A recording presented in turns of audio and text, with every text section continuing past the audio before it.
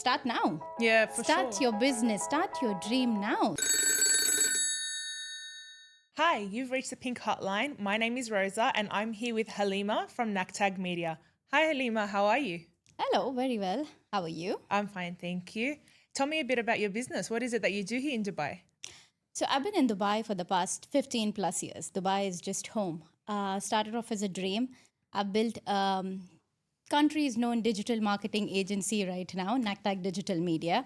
Everybody would have heard about it by now. It started off as a small baby agency, and now we've moved into marketing, media, PR, and influencer agency in Dubai. You've done so much. I've been looking at your Instagram. I've been looking at all the work that you do. I've actually come to your new collection, the Casa Collective. Amazing space Thank you for so a lot of much. different things. Tell me a bit about how your dream started and where you are now and how you achieved it. So it all started off when I was working for somebody, and then I realized that no, this is not going to happen. I need to be my own boss. And then what started off as a dream started off with a vision to build something more, that I need to have a big community. Knacktag is not just people working because they like media or marketing. It was a vision that we wanted people to come together who have passion and wanted to change. When I started off Knacktag, digital marketing was too new. Yeah, 15 years ago. 15 years Yeah, ago, in Dubai Yeah, especially. exactly. I was pretty much the first student at Was Google. Burj Khalifa even up by Exactly. 15 years ago? Yeah. So for even I was new, okay, it was like digital marketing, but nobody knows. I had to actually convince my client to get on social media. And I'm like, look, and I was ready to do things for free. And I'm like, please have an Instagram page, please have Facebook. And they're like, no, we don't want to spend money on this. We don't want to spend money. I'm like, okay, let's do it. I do everything free for you. And then at the end, when you start getting conversions, that is when you pay me. So at this point, you were just by yourself at It this was point? just me. It was like a vision, and we are like, okay. And I had, and the people who I approach, of course, were like family and friends who trust me, right? Yeah. I couldn't go to a stranger and tell me, hello, look, have a Knock on the door, excuse me, can I have your money, please? So it's like, look, you need to have an Instagram account, a social media, Yeah. where you will actually make money. And it was too new for them. Yeah. Back then, they're like, okay, let's try. And then actually, when conversions started coming, when we were actually helping them do a booking. When they saw that people were coming, where'd you come from? Instagram, Exactly, Facebook. Yeah, that made a big difference. So it was started off as just one women army. It was me. And then people who thought social media is going to boom over the next few years is the people who joined Knacktag as a team. So we've grown over time. So every service in Knacktag is the service we've learned. It's not something, okay, I have 10 services and I want to, it's not a business plan created for the next 15 years. Every plan created, every service created was experienced and then exposed to the client. You learned how so to we do were, it we and learned experienced in-house it. Yeah. and then moved to people. That's so amazing. Like recently, I wouldn't say influencer marketing was a part of Knacktag ever. But then when we got the opportunity to do that, we never said no. Yeah. The idea That's what I like about you. You never say no to anything. Yeah, the thing is, I feel you never know where the opportunity is, sure. big or small. Like, just take it, do it. And that's how we've evolved over the years. We had a dream to build an office, which came up. It was quite late, but everything happens at the right time, I feel. And For sure. 26 was a time for bigger opportunities. We moved to different spaces, as you know. Your amazing launch party. Yeah. It was fantastic. Thank you so much. It was so great. Yeah. So I partnered up with creative people again to build Casa Collective. It's a place for art, design, and creative people to come together to use the space. And that's how Knacktag evolved to having doors to my dream, pretty much. Really, it did open doors to your dreams Yeah. because it started off as one small dream, but then that one small dream created another dream that led to another, and then the Casa Collective and Knacktag. Wow. Yeah. Amazing. Yeah, amazing. That's and we have more to do. It's just not Dubai, expand. It's not in Dubai culture to just stop at one And you thing. can't stop. That's it. Everything is calling us. As I said, I never say no. That's true. That is true. How do you feel creating a business as a woman in Dubai? What are the ups and downs? What have you experienced? How easy was it? So for me, if I look back, do I picture myself in any other country creating a business like this? I think what we I've discussed done? this before. Yeah? Yeah, me and you had this conversation. I don't think so. Like, I don't think so. That I would, first of all, I wouldn't want to imagine myself in any other country. That's it. That's like the end to it. And over here, when I started off, the possibilities were a lot. Like, first of all comes safety. So for me, for my family to trust me for doing things, going out, meeting people, it was just the trust factor and I think the openness of people, right? It was never, oh, okay, you're a woman, you're a man. Like there was never, I've never felt a comparison till today that any industry or business, like any office right now, when I walk in, till date, I have never felt, okay, I'm a woman and that's why I'm not getting this opportunity. You don't feel that out of place when you go into even a male dominant office space because they don't make you feel that way. Yeah, they don't make you feel inferior. And the thing is, one is safety, and the second thing I would say is the respect you get. I think it's the culture, it's embedded that the respect you get is, and you demand that also, right? Like you walk in, you get that respect. How you carry yourself, yeah, for sure. People appreciate your efforts. That's the third thing. And I don't think, see, having a business in Dubai it made it easy. Our licensing was easy. Okay, it was over the years we learned everything, but if I have to do this elsewhere in any other country, it would probably be a lot harder. Lot harder. And I don't think that I would, to build something, you need patience. And Dubai is where patience is there, but then you get the opportunities, right? You can see something positive, like something turning into, you're creating something. It's not that you're doing the hard work and you don't see anything. Yeah, for sure, because you have so many opportunities because they're available in Dubai. Exactly. People are coming for the opportunity or to give the opportunity. Exactly. So yeah, I understand completely where you're coming from. So for me, dream business and a dream city, I would say, is Dubai for sure. Yeah. I'm a very Dubai girl. Yeah, you are a Dubai girl. I think I'm starting to be a Dubai girl too. Working in your business and in your industry, there's a lot of competition. And I feel like sometimes it could be healthy competition for sure. But then again, there's also the competition of women in power. Did you ever feel that there was other women that tried to shoot you down, like hating from the sidelines or maybe being fake to your face, but then like different behind the scenes? Can you elaborate a little bit on that? Too many things. Too many things? Okay. So again, I would put this question in timeline, right? So when you start, there are a lot of people together. The pool is more, pretty much, There are a lot of people trying to achieve the same things, what you want. Everybody has a vision, right? I feel competition happens at the bottom. As you climbing the ladder, competition turns into collaboration. The same people who were there fighting for things, now when they are content with themselves and they've seen things, it's then you open doors for collaboration. The idea of having competition was, I would say, I don't face it now, but 5 years back, if there was, because everything was new to us. And I'm talking about people in the same timeline. I think you start off with the competition, you want to achieve a lot of things. So even I wouldn't deny that I was never competitive. I'm very competitive. But over the years, you realize that you're fighting for things where there's so much opportunity, right? So the thing is, and the best one gets it. So collaboration, and nobody can do one job. So we've worked at projects where there are 3 media houses involved. Wow. Yeah. And how did that feel? To start off, I was the youngest over there. So everyone was looking at you like, what is she doing here? Who's she entered the market? A female and the youngest. Who is she? Are you new? Have you entered the market new and stuff? But then again, collaboration, it's all about collaboration. It's healthy. And I think that happens in this part of the world. It happens in Dubai. I haven't heard back home this happens. Like, grabbing the opportunity is a very normal thing, is, mentality in different parts of the world or anything.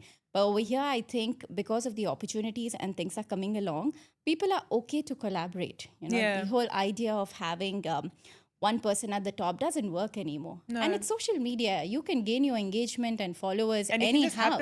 Overnight, it could happen by accident. Like one video and that's it. You've like hundreds of thousands of followers. Exactly. So people can copy you, but they cannot take your idea and ideology. It's a very transparent world. It's not, you're not hiding behind the doors and doing things. I mean, you're out there and it's all about engagement right now. It is, because when you look at it, like ages ago, you would think that, oh, they're so fake on social media. They're so this. The women don't look like that. The women don't talk like that. They don't run businesses like that. But over time, I think in the last, I would say 2 to 3 years, people are realizing that women do create great businesses. Of Women course. can lead. Of course. They can lead. Yeah. Like, look at you.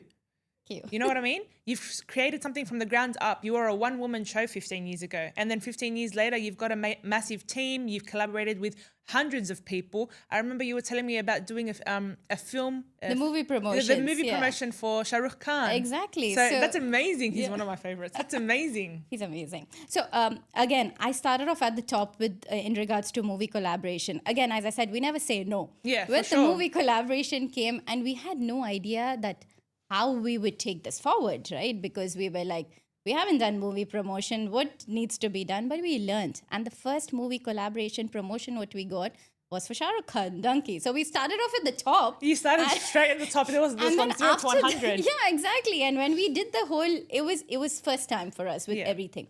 So when we did the collaboration with, learned how to do it during the time of Donkey, it's then we realized any other collaboration that was coming for us, we're like, no. Easy. Yeah. We're like, okay, we can do this, but then is it worth what we did?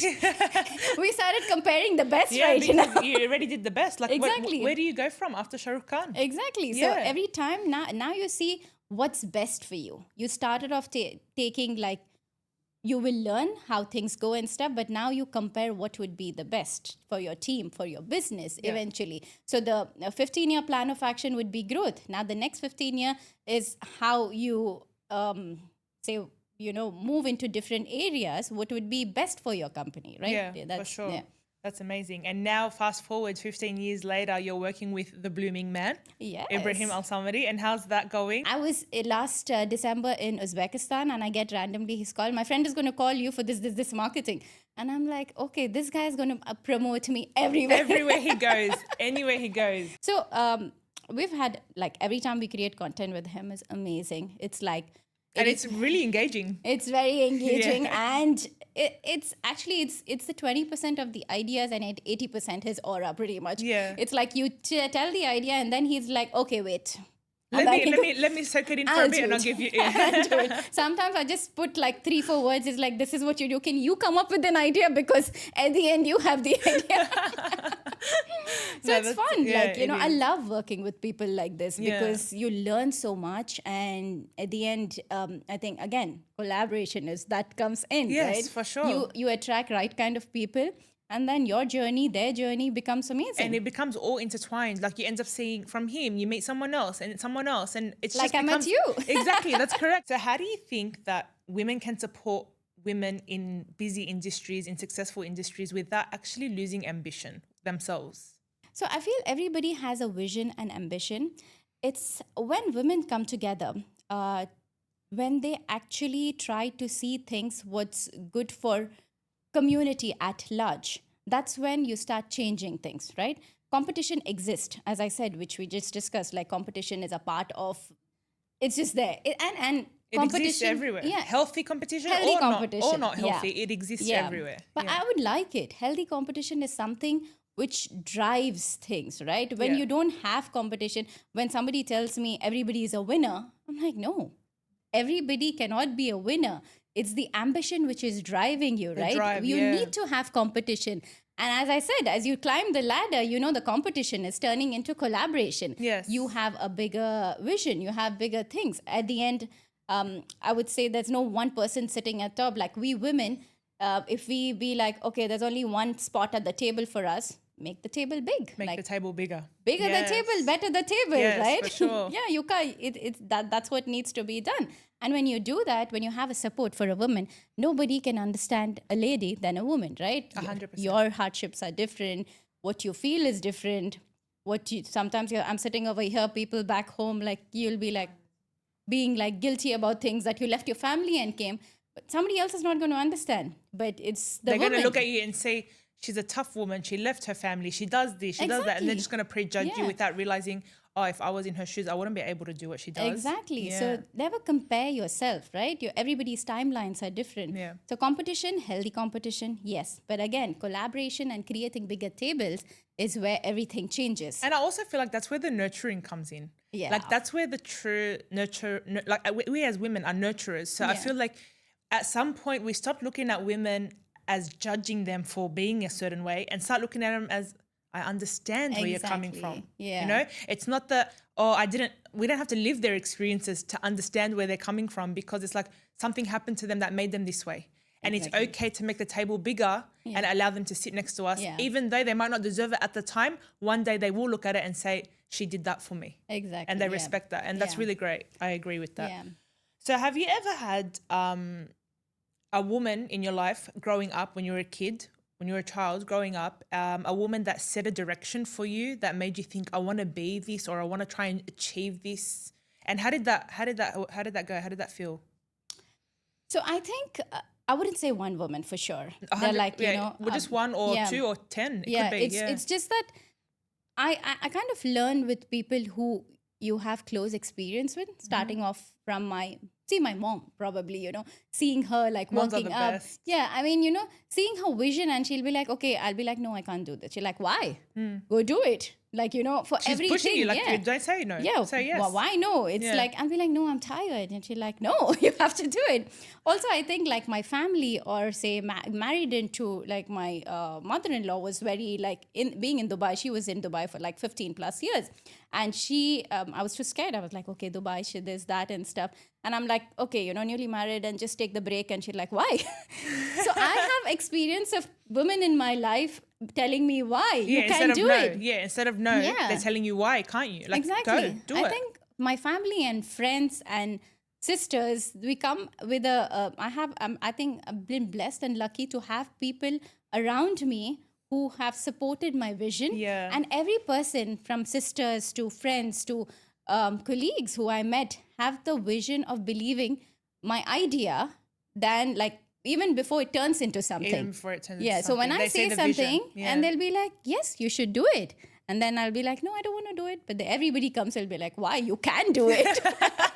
You grew up like, how long with the why? And exactly. You're like, why? So I think for me, over the years, I've met women, I wouldn't say one, but whoever, maybe I attracted the right kind of woman. Maybe it's probably you also who called me for a podcast today. She'll be like, no, like Halima can talk. It's like, Halima just can call her. talk, yes. So I think it's good. You meet people in that way, and then you create such environment for yourself. For sure. I wouldn't say everybody, okay, just to put things that, okay, everybody you meet is good and really wishing happy for you, like, things. But you need to weigh things, right? Yeah. So that's how life goes on. Something it's black and white, or sometimes it's just like, okay, stay away. Yeah, sometimes it's a gray area and you're just like, nah, I'm going to stay away. Yeah, exactly. You just need to choose what's good for you at what time. Yeah, for sure. Being a woman is already difficult enough with all the things that society puts on us. But how do you handle, in general, jealousy or criticism from another woman? Like in a way that won't divide us as women. How would you handle it? Personally? Yeah. Personally and professionally, that's fine. We can have two. Okay. Personally, I think I shut doors. You shut doors. Yeah. For me, I don't take negativity. Okay. Yeah. For me, if I know, and if I meet somebody and I know which is going to be a potential threat, let me just put it. I'm sick of those messages today.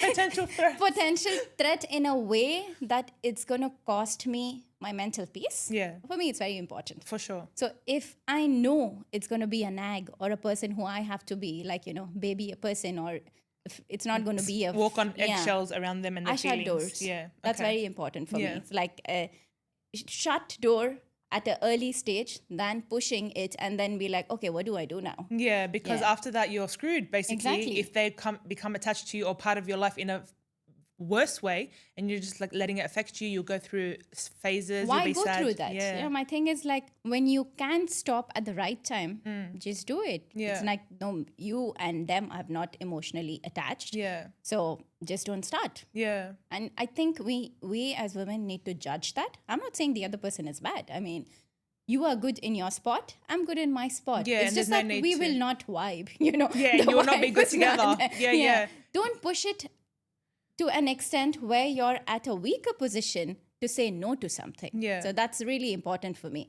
And if I have to put this professionally, I would, of course, I can't shut doors, of course, right? I'm You're professionally, in a professional as position that you can't. representing as a brand, as representing as a company, like I would say that there's a nicer way to do things. It's just that you avoid to an extent that the person understands, look, we cannot collaborate with you. This is what it is.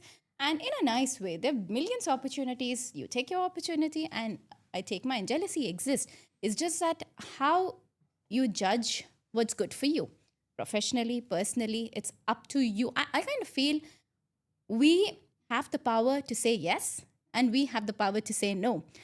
When you start realizing when to say no, is you have grown, you've achieved something in life. I feel like you're right, because a lot of people grow up to be people pleasers where they just want to say yes all the time. And so even if jealousy does come their way, they don't know how to say, no, I don't like it. Exactly. Now they're teaching kids, and I hear it a lot because as a teacher, I hear the students saying a lot, stop, I don't like it, or stay away from me or stuff. They're defending themselves in that way, and that's great. But we didn't learn that growing up. Exactly. So growing up, it's like we just said yes to people and we had to relearn that it's okay to say no. Yeah. You don't have to like everyone and you don't have to have hate for anyone, but you just have to be respectful in saying to yourself and to them, our friendship ends here, or our relationship ends here, or our business ends here, because in a nice way. Yeah. Because it's healthier for you and healthier for them. Yeah.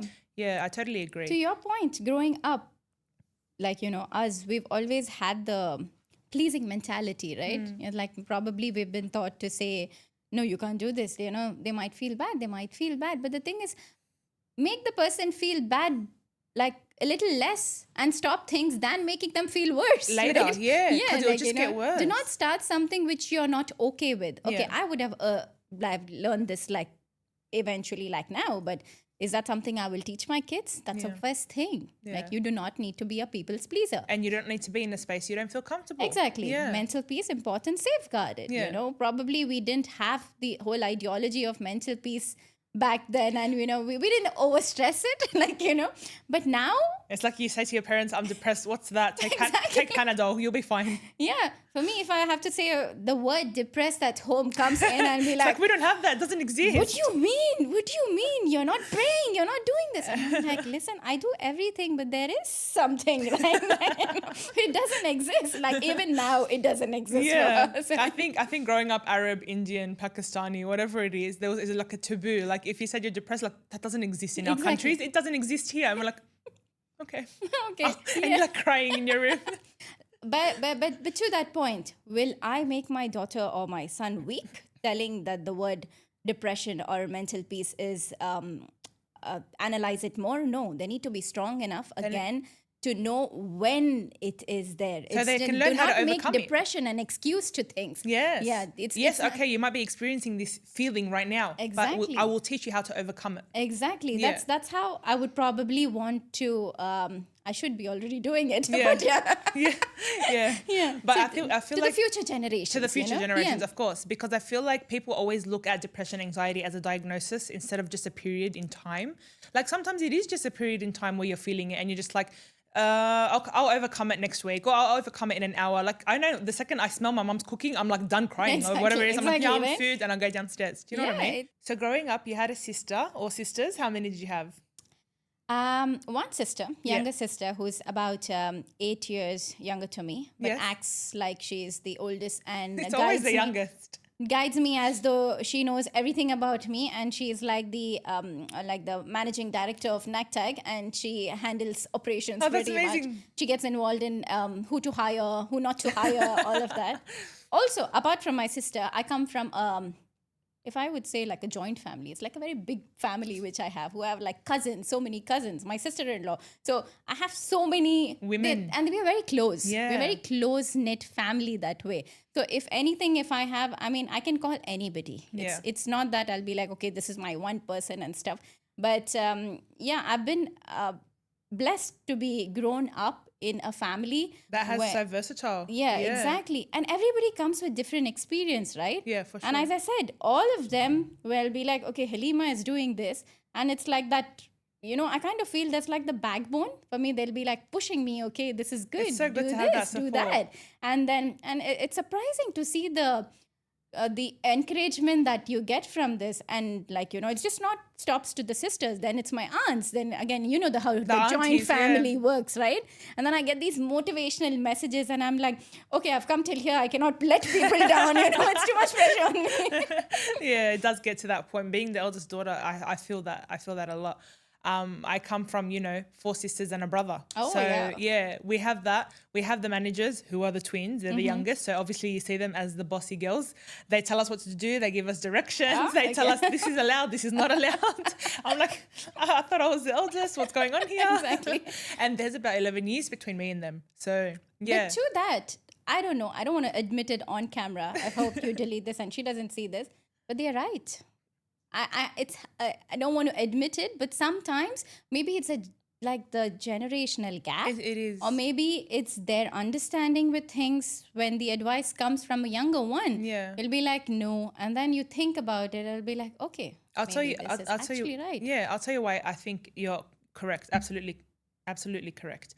Because they experienced adulthood before they became adults. We were adults before our younger siblings became adults. So they got to listen to all the cool music that we used to listen to. Right. Then they got to see all the news that we would interpret in normal conversation. So if I was speaking to my dad or my mum, my sisters were listening and they were only 4 or 5. So they were already aware to an adult life. Whereas previously, if I'm the eldest child, I grew up to my parents saying to me, "Oh, you're so cute," and never having those conversations of news or life or that stuff in front of me. They were exposed early. Early. Yeah. And also I think the gap of millennials to, what are they, Gen Z? Yeah. Gen Z, alphas, whatever. Yeah. I don't know. They're Whatever just a whole happens, bunch of whatever alphabets. happens, whatever is after millennials, I don't care. And I'm like, okay, are you what, baby boomer? Okay, fine. Thank you so much to nudge to me now. I don't regard myself any 1 year older to 25 also. And I'm like, don't talk to me. I stopped aging at 25. I stopped aging. That's it. Yeah. So that's fantastic. No, so you and your sister are close then? We're very close. Like both of us are like on calls each time. It's just the calls, what we have. It's nothing major going on calls. I scream. She keeps talking and she's like, can you call me when your things are done? Yeah. But she's just there in the background. She's just there. Doing the dishes or whatever, listening to Halima rant. Yeah, she's just there. Like, it's like sometimes I'm talking, sometimes I'm not talking, but she needs to be on call. That's it. Like, Just so you know that your sister's listening and you're on the same page. Yeah. So sisterhood for me is like the group of people around me, which I've gone, also being in Dubai for 15 years, I've made some amazing friends. Yeah, so I would assume that. Yeah, so they have become more like sisters now. My college friends have moved to Dubai. They're with me over here. So a lot of people when they are not there, my family is back home, everybody is back home, sister is back home. But these people are the sisters around me, Like, with launch, important things, what happens in Dubai, they are with me. And you feel like you kind of get offended even if they give you criticism, because you look at it and you're like, it's coming from a place of love. Yeah. Like they're trying to make you better, even if you might not see it at the time because maybe you're upset or angry or whatever it is. But then later you're like, no, they were right.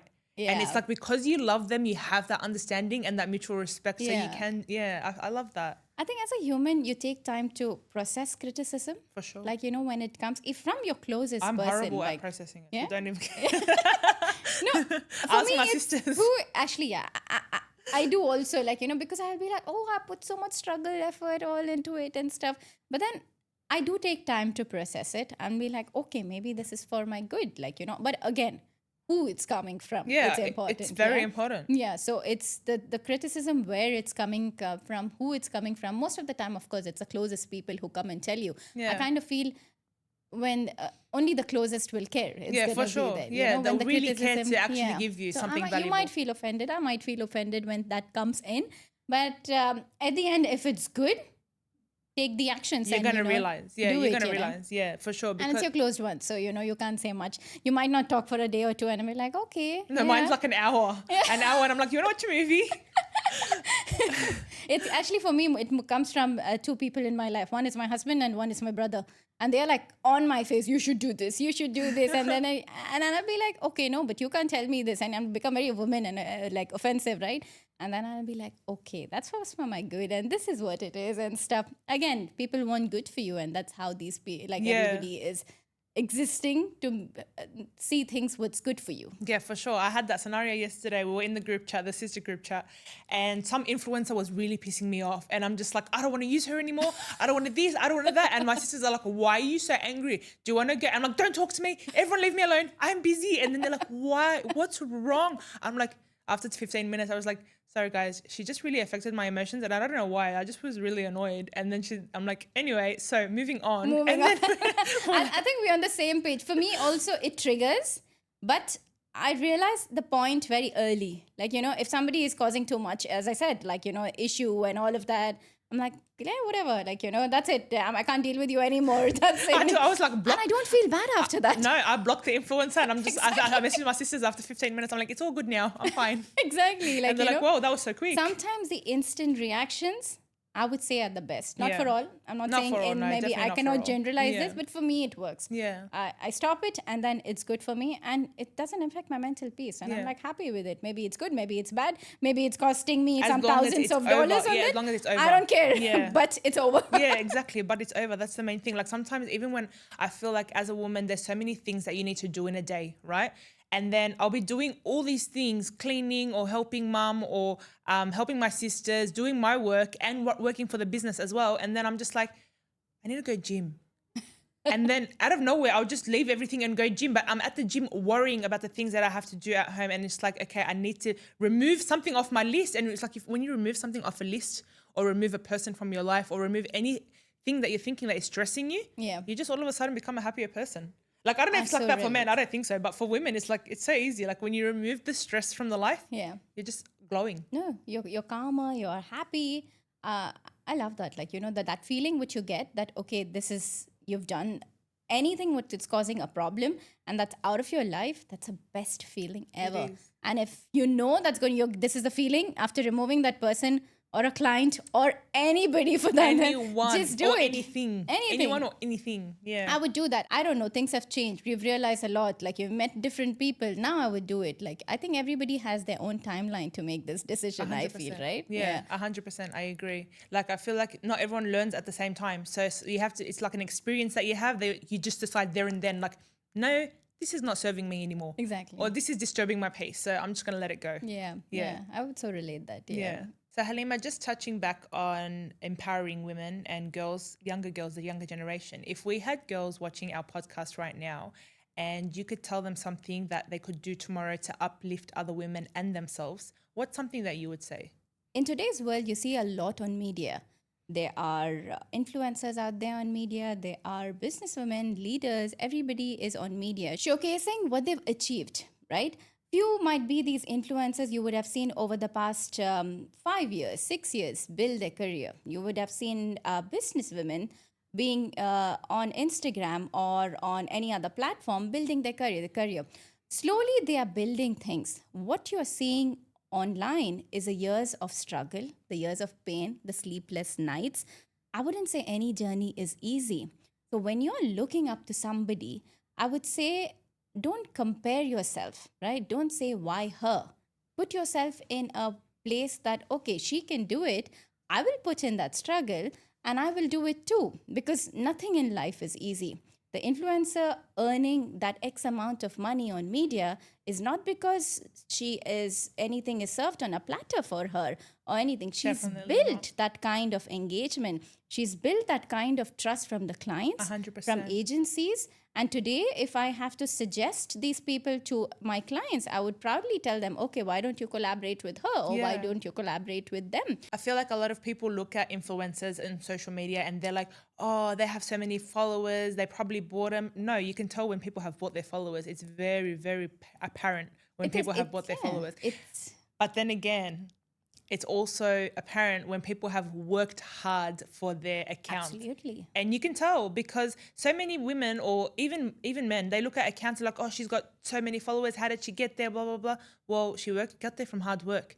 And the way for them to realize how hard it is to become an influencer, try taking one photo with a girl. Just one photo, with a girl. Is she going to accept for you to put it on social media? No. She's going to tell you take it again. Exactly. And again and again. And then she'll analyze all 50 of them that look exactly the same. She'll be like, I like this one.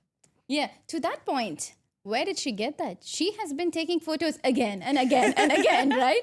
To get that perfect angle where her audience is engaging with her, So influencers, I think, is really difficult. Like the videos what you take in, and sometimes kudos to them. I cannot do that. Sometimes we get a video and the brand will be like, oh, can you I feel bad to tell them to change that video, because like we create videos for clients and brands, right? Like any change is hard work. Like, if any change on a video it comes, you're like, how much time and effort goes in to do that? Not everybody is camera friendly, by the way. If I am sitting over here for a podcast with you years before, like, I come across as like, I was introvert. Like, for me to talk to people was no. Halima, you can't tell that you were an introvert. Exactly. Like, it was recently I met few of these RJs and stuff with one of the movie promotion. Is like every time I be here, Halima, and she's talking behind the screen, where is it and stuff, like about 2 years back, I think. Yeah. And they're like, they're like, who is Halima? Like, but I was a person very happy doing my performance marketing, doing my Google AdWords and, giving the results to client. And I'll be like, okay, let somebody else talk. And then I was like, okay, I need to change this narrative. Like for me, for the good, for me, for my brand, because no one's going to love your brand like yourself. Exactly. Yeah. That's the change which I did. And I'm like, okay, let's overcome the fear. So what happened like 2-3 years back was, that was a fear which I had. Like sitting over here talking to you would be the last thing that I would do. So scary. Yeah. But it changed. And when I became comfortable, I'd be like, okay, it wasn't that bad. Why was I nervous? So that's amazing. Everything changes, right? Yeah. So that's important, that how you overcome your fear. Like, and then if you're saying I'm good at talking, sitting over here with you so right great at now, talking. so that'll be like, okay, that's my effort which went in. So it's not easy. That's see, all your efforts over those years paid off. Exactly. Sure. So the girl behind the screen is doing a lot more things than a person viewing it. Yeah. So the advice would be, start now and take it forward. And don't hate. Hate it's literally don't hate, appreciate. Exactly. Yeah. Oh, that's nice. Don't hate, appreciate. Yeah, I love that. Yeah, thank you. Well, Halima, thank you so much for coming onto our podcast. We hope you enjoyed your time on the Pink Hotline. Love it. Thank you so much. You're amazing. Please continue doing what you're doing. And you're so inspirational to all the girls, I'm sure, and to even me. Because hearing your story just made me think there's so much more that we can be doing here in Dubai and around the world as well. Thank you so much. Thank you so much for having me. I love being on Pink Hotline. Thank you, darling. And we hope to have you again sometime soon. And to our viewers, thank you so much for tuning in to the Pink Hotline. And we hope to see you on our next episode.